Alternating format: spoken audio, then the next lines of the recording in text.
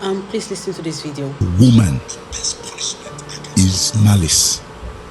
I can stay in the same house with you, I'll not talk to you. If you cross the line, my wife knows now, I am the king of malice. I'll not talk to you. I will be whistling with my children. Oh, I love you. I'll be doing all those things. I say, okay, daddy's going out. What do you want me to buy for you? I'll go out, come back late. That is the beating that suffices physical ones. Why are you going to beat a woman? Then what? I don't do that. So anybody that says from any corner, crack, or crevice that brings out the proposition that I beat women, so the person is a big fool because I support women. Let me give. Oof, it's a lot to swallow. It's not funny, really. It's not funny. Because watching that clip of Frank Edoho honestly made me sad more than anything else would. Not because of the jokes, and not also because of the people that were laughing, but because you could tell he genuinely believed that as long as a man does not beat his wife, then he's already doing enough. Wow. I lack words, really. I lack words. And sadly, a lot of people still think this way.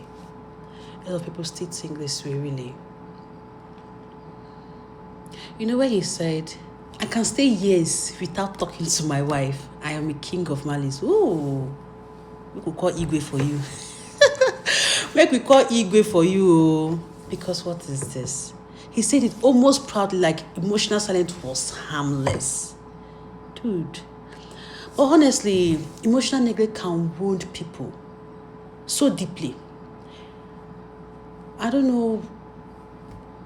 I don't know where to even place this right now. I'm trying to analyze my thoughts. I don't want to really speak too deeply about this. Because sometimes the deepest pain in relationship is not the physical violence. I think most men have repented from that. They no longer beat their spouse. So they think it's something, maybe silence will do the maths or something.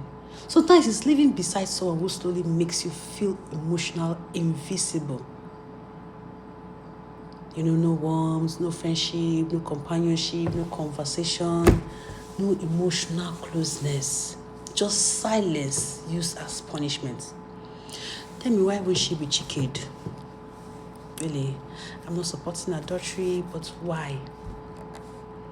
You're giving room. And you know, the scary thing about prolonged malice is that many people don't realize what it slowly does to the human heart. It does a lot of damage. At first, the other partner tries to, beg. They try to explain. They even try sometimes to reconcile, just to keep things going. They try to fix this, just to keep the marriage going, right? And just to make sure they keep the connection alive. But if after doing that repeatedly, they are being met with maybe distance, coldness, pride, or no emotion, or even emotional withdrawal, do you get? Something changes inside of them. And this change comes slowly. It doesn't just come at once, it comes slowly. The brain begins to adapt to survival instincts. The heart slowly begins to learn, oh, maybe I should stop. Or maybe I'm expecting too much here. And the heart begins to adapt to its own comforts. And over time, the mind starts teaching that person how to emotionally live, how to emotionally get comfort from yourself without the help of their partner. That is why some marriages look complete on the outside, but emotionally empty inside. You see happy couples outside, but inside they are really empty. It's not as if the man is beating the woman. It's not as if the man is unfaithful. But emotional silence, emotional withdrawal. Because this emotional disconnection really happens overnight. It happens little by little. One unresolved issue at a time. One silent treatment at a time. That's how it happens. Maybe even an ignored apology. And then you see the cold season start coming in, start creeping in. Until eventually, two people who once loved each other begin to live like total strangers. And they'll be wondering how did it happen overnight. It just came out in the open, and they begin to ask, how did it happen? It's something that I've been building up for a long time. This is why marriage requires emotional effort from both parties. Emphasis on both. Because one person cannot always be the peacemaker.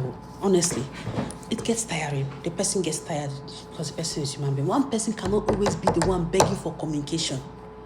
One person cannot always be the one that is trying to repair the relationship alone. Eventually, even the softest of hearts becomes tired. Just like I said, it gets tiring. I know what they say about an idle man, the devil's workshop. Even the Bible is in agreement with what we are saying, because let all bitterness and wrath and anger be put away. I think that's in Ephesians chapter 4 verse 30 or 31. Because bitterness slowly destroys intimacy in marriage. And honestly, malice is bitterness wearing silence. It's wearing silence that we don't see. You also know what the Bible says. Husband loves your wife. Husband, love your wives. Love your wives just as Christ loves the church. Also, that's also in Ephesians. You will just read the part that says, submit to your husband. See, you don't read this part of the part about loving your wife. The kind of life Christ, the kind of love Christ have for the church. Because Christ's love was gentle, patient, emotionally present, intentional, and safe. Not just because of the absence of violence. Presence of love matters too. Guys, this is 2026 and it's quite unfortunate we are living in the Stone Age. We are no longer in the generation where people should normalize emotional suffering inside marriage. Let's move with time. Time is moving. Times are changing. Can we move with time and adjust? If you are doing what your parents are doing, will you be where you are today?